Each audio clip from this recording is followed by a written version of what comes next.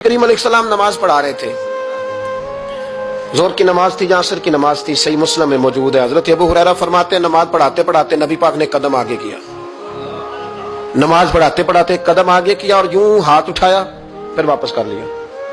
اب نماز پڑھ کے نا تو سلام پھیرا تو صحابہ عرض کرنے لگے یا رسول اللہ صلی اللہ علیہ وسلم وہ نماز میں پیر بھی آگے کیا تو ہاتھ بھی اٹھایا، تو وجہ کیا تھی؟ پہلا سوال تو یہ ہے کہ آپ لوگ نماز پڑھ رہے تھے یا حضور کو دیکھ رہے تھے؟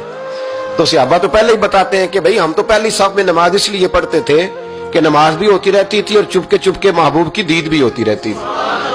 حضور سے پوچھا یا رسول اللہ وہ نماز پڑھتے پڑھتے قدم آگے بڑھایا آپ نے تو پھر پیچھے کر لیا، کیا تھا؟ اور ہاتھ اٹھایا تو پھر آپ نے نیچے کر لیا۔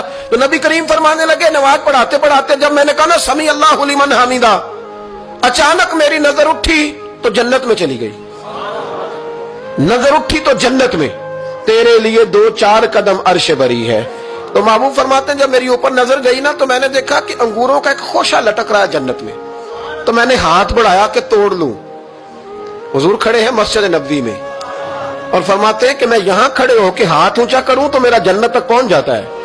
فرمایا میرا ارادہ ہوا کہ وہ خوشہ جنت کا توڑ لوں اور ذرا میں نے پیر آگے بڑھایا ہی تھا تو میرے دل میں خیال آیا کہ جنت راز ہے تو راز ہی رہنی چاہیے، یہ راز کھول گیا تو مزہ نہیں آئے گا، تو میں نے پھر وہ ہاتھ واپس کر لیا۔ صحابہ کہتے ہیں جب نبی کریم نے یہ بیان کیا تو ہمارے چہرے نے تجسس سے کھیل اٹھے، تجسس سے ہم کوئی بات اور بھی سننا چاہتے تھے۔